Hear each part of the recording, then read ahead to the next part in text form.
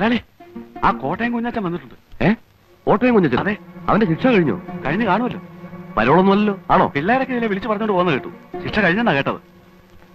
അതിപ്പോ ജീവപര്യന്തം പറഞ്ഞാൽ പഴയതുപോലെ ഉണ്ടോ മുതലാളി? അവധി ദിവസങ്ങളും ഓരോരോ സർക്കാർ വരുമ്പോൾ കാണിക്കുന്ന വിട്ടുവീഴ്ചകളും എല്ലാം ചേർത്ത് ആകെ 5-8 കൊല്ലം കൊണ്ട് കച്ചവടം അങ്ങ് തീരും. ഏതായാലും നമ്മളെ പിള്ളേരുടെ ഒന്ന് പറഞ്ഞു വെച്ചേക്ക്. അവൻ നേരെ ഇങ്ങോട്ടായിരിക്കും വരുന്നത്. ഇങ്ങോട്ട് വന്നാലുടൻ ഗോഡൌണിലേക്ക് വരുത്താനുള്ള ഏർപ്പാട് ഞാൻ മാനേജറെ കൊണ്ട് ചെയ്യിച്ചേക്കാം. അത് വേണം മുതലാളി. അന്നന്ന് ചെയ്യേണ്ട കാര്യങ്ങൾ അന്നന്ന് ചെയ്യണമെന്ന് ഞാൻ നിന്നോട് പല പ്രാവശ്യം പറഞ്ഞിട്ടില്ല കേശവൻകുട്ടി. ഇതൊന്നും നാളത്തേക്ക് വെക്കാവുന്ന കാര്യങ്ങളല്ല.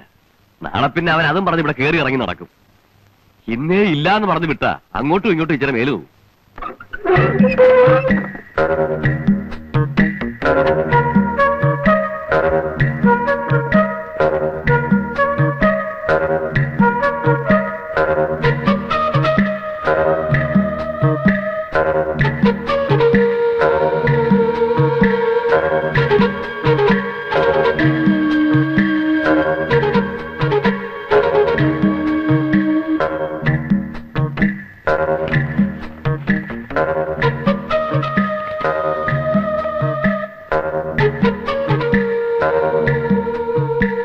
ഇതിൽ കൂടുതൽ തരാനുള്ള പാങ്ങില്ല കുഞ്ഞച്ച. മുതലാളി, നീ വിചാരിക്കുന്ന പോലെ അല്ല. ചന്ത കെട്ടുപോയി കുഞ്ഞച്ച. കച്ചവടം മുഴുവൻ കൊച്ചിക്ക് തള്ളിപ്പോയില്ലേ? ആലപ്പുഴയിൽ പോകുന്ന കാര്യമാണെങ്കിൽ നാഷണൽ ഹൈവേ ഒക്കെ ഡെവലപ്പ് ചെയ്തതിനു ശേഷം അവര് നേരിട്ട് കൊച്ചിയും തിരുവനന്തപുരമായിട്ടുള്ള ഇടപാടാ. ഇവിടെ ഇരിക്കുന്ന അരിച്ചാക്ക് കണ്ടൊന്നും നീ വിചാരിക്കണ്ട. മാർജിനൊക്കെ വളരെ കുറവാ. എടോ, കഴിഞ്ഞ കൊല്ലം ക്രിസ്മസിന് ഞാൻ പരോളി വന്നപ്പോ താൻ എന്നാ പറഞ്ഞേ? അന്നും ചന്ത കൊച്ചിക്ക് പോയിട്ടുണ്ടല്ലോ. അന്ന് നാഷണൽ ഹൈവേ ഉണ്ടല്ലോ. അന്ന് താൻ എന്നാ പറഞ്ഞേ? നിന്നെ ഇറങ്ങി ഇങ്ങോട്ട് കെട്ടിയടറാ, നിനക്ക് വർക്ക്ഷോപ്പല്ല വണ്ടി കമ്പനി തുടങ്ങാനുള്ള കാഴ്ചരാവുന്നു. തനിക്ക് വേണ്ടിയല്ലോ ഞാൻ അവനെ കുത്തി മലിച്ചത്. പൊന്നെ, കൊല്ലാനൊന്നും പറഞ്ഞില്ലല്ലോ, ഒരെണ്ണം കൊടുക്കാനല്ലേ പറഞ്ഞുള്ളൂ. അത് ശരി. അടിപിടിയാവുമ്പോ അടി ചിലപ്പോ കുത്തിലെത്തിയെന്ന് വരും, കുത്തുകൊണ്ടവൻ ചിലപ്പോ ചത്തെന്നും വരും. നിന്റെ കേസിന് ഞാൻ രൂപ 1-2 കൊല്ലല്ലോ ചെലവാക്കിയത്. അതൊന്നും കുഞ്ഞച്ച മറന്നിട്ടില്ലല്ലോ. ഓ, ഇയാളങ്ങ് ഒലത്തി ചെലവാക്കി എന്നെ അങ്ങ് രക്ഷപ്പെടുത്തി. കൊല്ലാന്റെ സ്ഥാനത്ത് കിടന്നിട്ടാണോ ഞാൻ വരുന്നേ? കുഞ്ഞച്ചൻ എന്ത് പറഞ്ഞാലും ശരി, വേണമെങ്കിൽ എടുത്തോണ്ട് പോ. എനിക്ക് ജോലി തിരക്കുണ്ട്. കുഞ്ഞച്ചൻ ചേട്ടോ, ചന്ത ദിവസം ചേട്ടാ, നല്ല കച്ചവടമുണ്ട്. കിഴക്കുന്നുള്ള ചില കച്ചവടക്കാർ പുറത്ത് കാത്തു നിൽക്കുന്നു. അലമ്പില്ലാതെ പോ.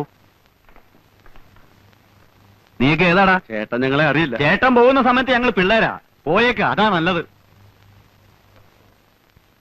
അന്വേഷിച്ചാ മറ്റെന്തെങ്കിലും പണി കിട്ടും.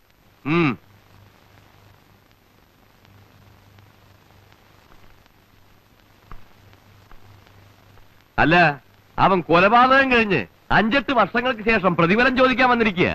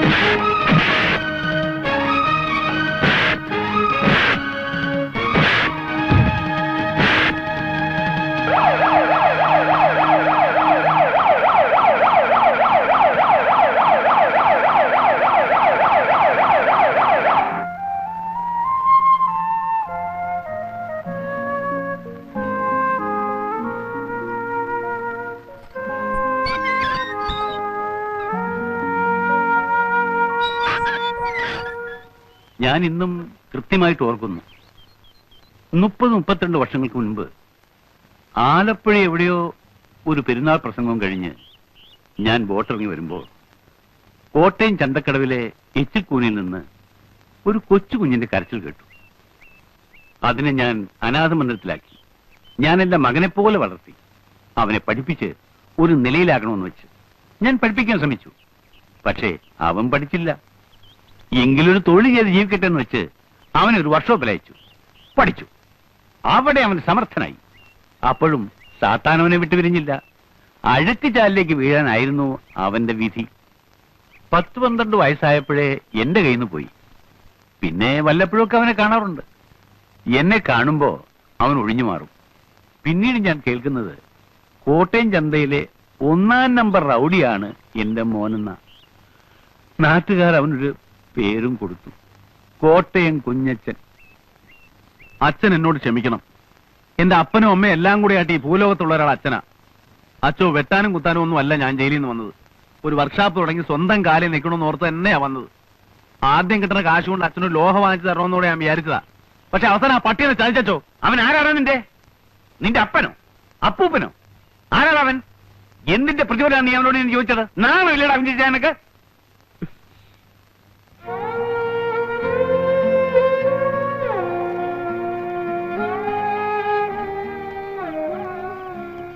കുറച്ച് പണം ഞാൻ തരാം. നിനക്ക് ഇഷ്ടമുള്ള ഒരു തൊഴിൽ അത് ജീവിക്ക്. ഇവിടെ എങ്ങും വേണ്ട, ഏതെങ്കിലും ഒരു ഗ്രാമത്തിൽ. എനിക്ക് ഈ കോട്ടയം വിട്ട് എങ്ങും പോകാൻ വയ്യച്ചോ. വേറൊരു സ്ഥലം എനിക്ക് അറിഞ്ഞുകൂടാ. എനിക്കറിയാവുന്ന ഒരു സ്ഥലമുണ്ട്, ഗ്രാമമാണ്. അവിടെ നിനക്ക് വർക്ക്ഷോപ്പ് ഇടുകയോ ഡ്രൈവിംഗ് സ്കൂൾ നടത്തുകയോ ഒക്കെ ചെയ്യാം. ഓടാങ്കര. ഞാൻ കുറച്ചു കാലം അവിടെ വികാരിയായിട്ടിരുന്നിട്ടുണ്ട്. ഓടാങ്കര.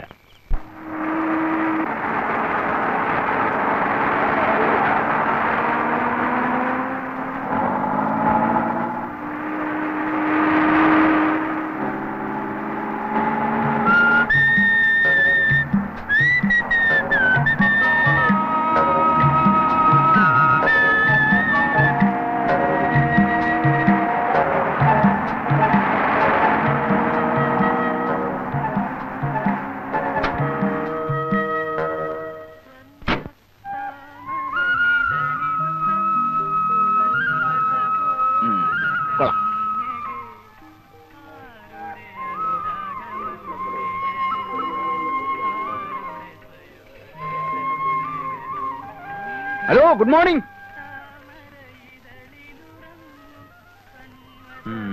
സ്ഥലത്തെ പ്രമാണിമാരായിരിക്കും. അയ്യോ, എന്റെ കൈ തരിക്കുന്നു.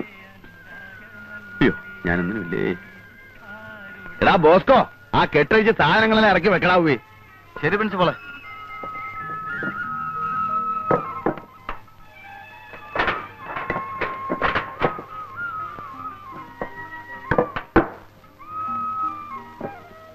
ആ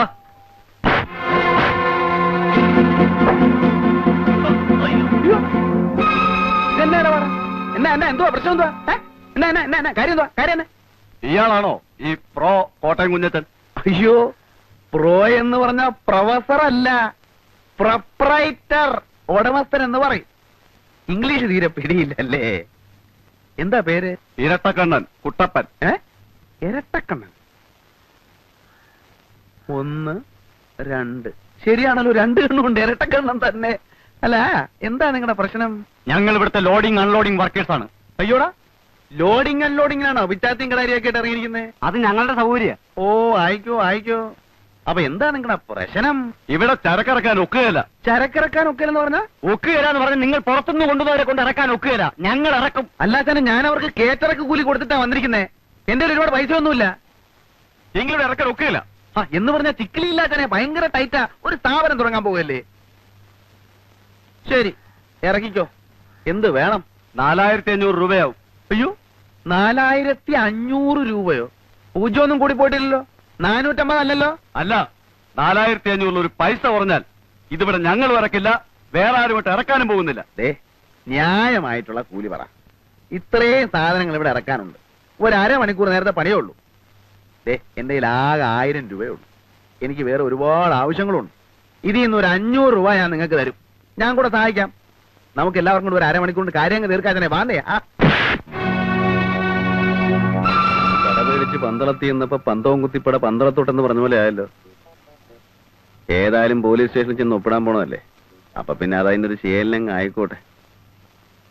എന്റെ കർത്താവെ, എന്നെ നീ നല്ലവനാക്കാൻ സമ്മതിക്കുകയല്ലേ. നിന്റെ തിരുമിഷ്ട അതാണെങ്കിൽ അതങ്ങ് നിറവേറട്ടെ.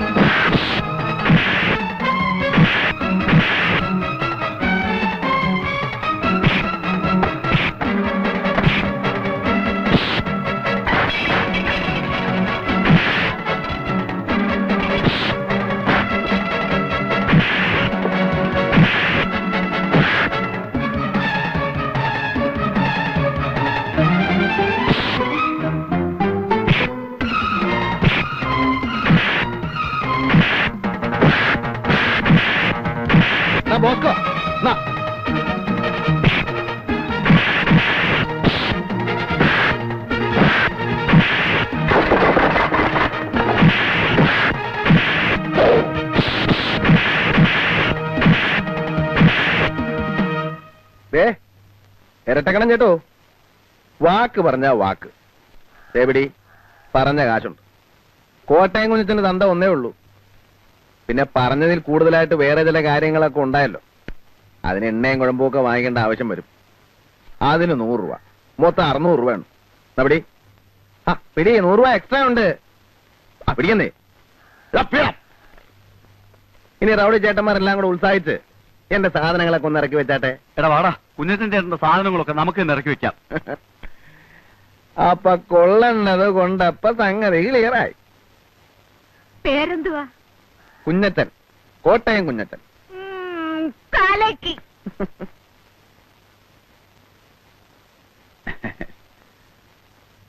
എന്റെ പൊന്ന് സാറേ, എന്നും കുന്നും 12 മാസവും ഇങ്ങനെ വന്ന് ഒപ്പിടാൻ പാടാണ് സാറേ. നല്ല നടപ്പെന്ന് പറയുമ്പോ ഞാനിപ്പോ വളരെ നല്ല നടപ്പ് തന്നെയായിപ്പോ. അങ്ങനെ ചീത്തയായിട്ട് നടക്കണമായിരുന്നേ കോട്ടയം ചന്ത തന്നെ കിടന്നാ പോരാഞ്ഞോ. ടൈപ്പ് റൈറ്റിംഗ് ആണ്, ഡ്രൈവിംഗ് സ്കൂളാണ്, തട്ടിപ്പാണെന്നൊക്കെ പറഞ്ഞ് ഈ പട്ടിക്കാട്ടി വന്ന് കിടക്കേണ്ട വല്ല കാര്യമുണ്ടോ? അല്ല, ഞാൻ പറഞ്ഞു വരുന്നത് എന്താന്ന് വെച്ചാല്, ഇപ്പൊ ഒരാഴ്ച ഞാൻ വന്ന് ഡെയിലി ഒപ്പിട്ടോളാം.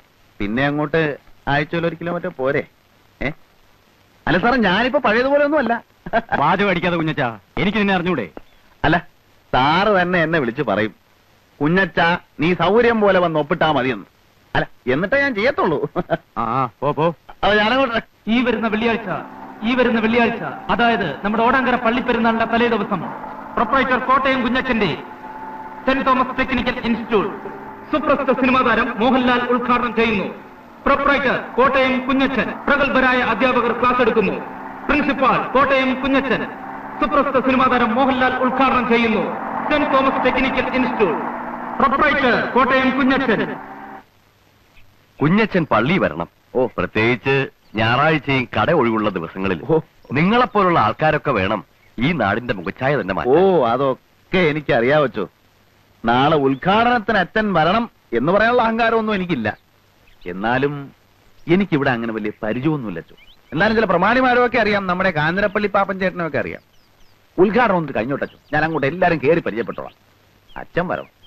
സിനിമാക്കാരൊക്കെ വരുന്ന ഒരു ഫംഗ്ഷന് ഞാൻ വരികയെന്ന് വെച്ചാൽ ഇല്ല. എന്റെ അനുഗ്രഹം കുഞ്ഞച്ചൻ എപ്പോഴും ഉണ്ടാവും. അയ്യോ, അത് മതി, അത് മതി.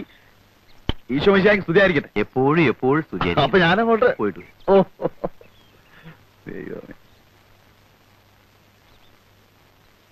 നല്ലൊരു ദൈവഭയമുള്ള കൊച്ചൻ. ഉദ്ഘാടനത്തിന് മോഹൻലാലാണ് വരുന്നത്. എല്ലാവരും നേരത്തെ എത്തിക്കണം കേട്ടോ. ചേട്ടത്തിയനെത്തി ആയിരിക്കും. അതെ, അതെങ്ങനെ മനസ്സിലായി? അത് പിന്നെ കണ്ടറിഞ്ഞൂടെ? കോട്ടയം കുഞ്ഞച്ചൻ ഞാൻ തന്നെ. ആദ്യ കുർബാന കൈക്കൊള്ളപ്പാട് അടുത്തുണ്ടല്ലേ, കുറെ പിള്ളേര് പോകുന്ന കണ്ടു. വേദപാഠം പഠിപ്പിക്കാൻ പോവായിരിക്കും. പേരെന്തുവാ? ഞാൻ സൂസി. ചേച്ചിയുടെ പേര് മോളിക്കുട്ടിന്നാ. വീട്ടുപേരെന്തുവാ? കൂനമുച്ചി. എല്ലാവരെയും ഞാൻ വീട്ടിൽ വന്ന് കാണുന്നുണ്ട്. ഉദ്ഘാടനത്തിന്റെ വിവരമൊക്കെ അറിഞ്ഞു കാണുമല്ലോ. എല്ലാവരും നേരത്തെ എത്തിയേക്കണേ കേട്ടോ. പിന്നെ ടൈപ്പ് റൈറ്റിംഗിനും ഇംഗ്ലീഷിനും മാത്തമാറ്റിക്കിനും ട്യൂഷൻ. നിങ്ങളൊക്കെ ഏത് ക്ലാസ്സിലാണ് പഠിക്കുന്നതെന്ന് എനിക്കറിയത്തില്ല. ഇന്നത്തെ കാലത്ത് കോളേജിലും സ്കൂളിലും മാത്രം പഠിച്ചുകൊണ്ട് ഒരു കാര്യമില്ല. എന്തെങ്കിലുമൊക്കെ സൈഡായിട്ട് പഠിച്ചിരിക്കണം. ടൈപ്പ് റൈറ്റിംഗോ കമ്പ്യൂട്ടർ പ്രോഗ്രാമിങ്ങോ അങ്ങനെ എന്തെങ്കിലുമൊക്കെ. അത് നേരാ. ഞാൻ അപ്പനോട് ചോദിക്കാം. എനിക്കും അങ്ങനെ എന്തെങ്കിലുമൊക്കെ പഠിക്കണമെന്നുണ്ട്. മോഹൻലാൽ ശരിക്കും വരുമോ ചേട്ടാ? ഇത് നല്ല ചോദ്യം. മോഹൻലാൽ വരുമോ? ഞാൻ പിന്നെ കള്ളം പറയൂ? സൂസി, നീ വരുന്നുണ്ടോ? ചേട്ടത്തി വലിയ കോവക്കാരിയാണല്ലേ. ചെല്ല്. അപ്പൊ നാളെ വരുമല്ലോ.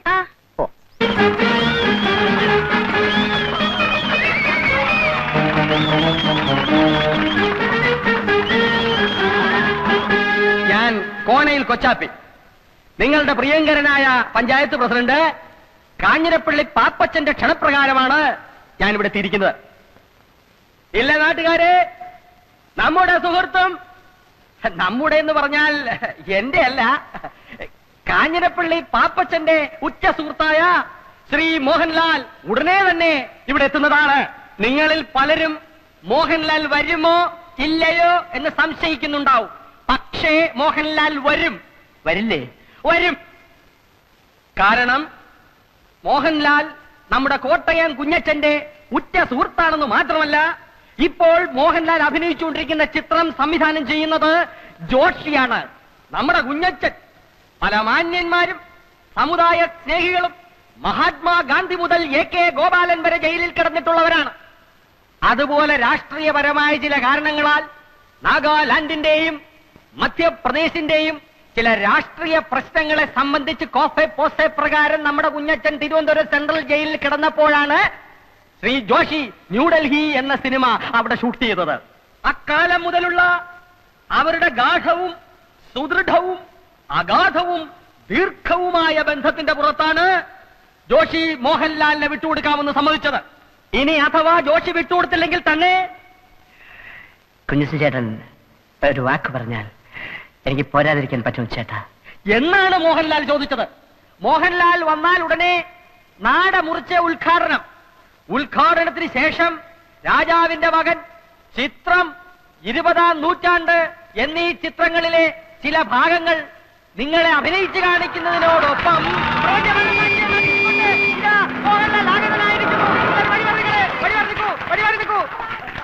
മോഹൻലാൽ ഇറങ്ങട്ടെ. ഉറങ്ങുമായിരിക്കും. അദ്ദേഹത്തിന് ഇറങ്ങാൻ പ്രയാസമുള്ളത് കൊണ്ടാണ് ഇറങ്ങാത്തത്. ഡേവിഡ്, നിങ്ങളെല്ലാം ഒന്ന് മാറി നിൽക്കണം. ഇറങ്ങാനുള്ള സൗകര്യം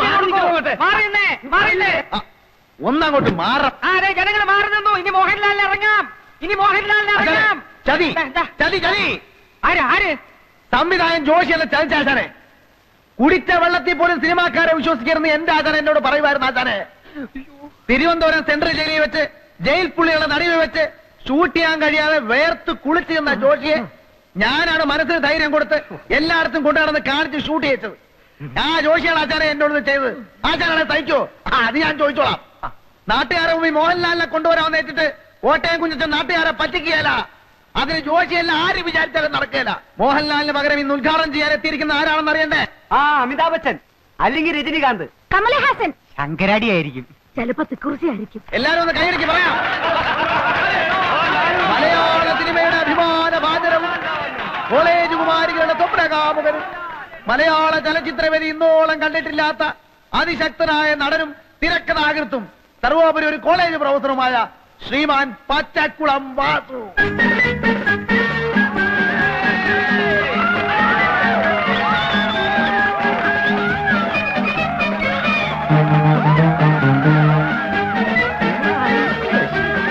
പ്രിയപ്പെട്ട സുഹൃത്തുക്കളെ, മോഹൻലാലിനെക്കാളും രജനീകാന്തിനെക്കാളും അമിതാഭ് ബച്ചൻ ചേട്ടനെക്കാളും ഒക്കെ തേക്കുള്ളവനാണ് ഞാനെന്ന കാര്യം നിങ്ങൾക്കറിയാമല്ലോ. എന്റെ തിരക്കിനെ കുറിച്ച് പറഞ്ഞു വരുമ്പോ ഞാൻ ഇന്നലെ PG വിശ്വനാഥന്റെ സെറ്റിൽ അഭിനയിച്ചുകൊണ്ടിരിക്കുമ്പോൾ വന്നു പറഞ്ഞു,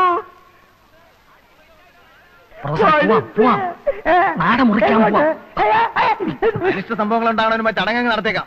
വന്നാ കത്തിരോട് കത്തിരോട്.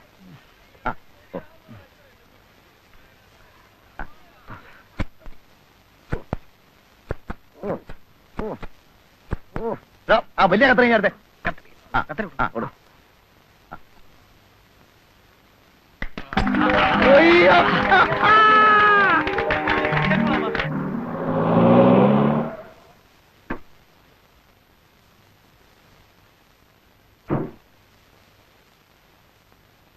ഇവിടെ ആരുമില്ലേ? ആരാ? മിഖായിലേട്ടനുണ്ടോ ഇവിടെ? അപ്പച്ചൻ ഇവിടെ ഇല്ല. അമ്മച്ചിയോ? അമ്മച്ചിയും ഇല്ല. ആരാ? എന്റെ പേര് ജോയി. ഞാനൊരു ക്ഷമ ചോദിക്കാനാണ് വന്നത്. എന്റെ അപ്പനോട് വന്ന് മോളിക്കുട്ടിയോട് കുറച്ച് അപമര്യാദയായിട്ട് പെരുമാറി. കൊങ്ങാണ്ടുക്കാരൻ കുഴികൊച്ചിന്റെ മകനാ ഞാൻ. അപ്പന് കള്ളും ചാരവും ചെന്നാ പിന്നെ ആളും തരവും അറിയത്തില്ല. മോളിക്കുട്ടി എന്നെ കണ്ടിട്ടില്ലല്ലോ? ഇല്ല. മോളിക്കുട്ടി പ്രീ ഡിഗ്രി പട്ടണത്തിലല്ലേ പഠിച്ചത്? അന്ന് ഞാൻ കണ്ടിട്ടുണ്ട്. അവിടെ റെയിൽവേ സ്റ്റേഷനടുത്ത് എനിക്കൊരു സ്റ്റേഷനറി കടയാ. മനസ്സിൽ ഇഷ്ടം തോന്നിയതുകൊണ്ടാണ് ഞാൻ ആ ഇടക്കാരനോട് പറഞ്ഞ് ഈ ആലോചന വെച്ചത്. നാട്ടുകാരെന്തൊക്കെ അപവാദം പറഞ്ഞാലും എനിക്കറിയാം മോളിക്കുട്ടിയെ. കഴിഞ്ഞതെല്ലാം ക്ഷമിക്കണം. ഇഷ്ടമാണെങ്കിൽ മാത്രം നമുക്ക് വിവാഹം കഴിക്കാം. അപ്പച്ചനും അമ്മച്ചിയും ഇല്ലാതെ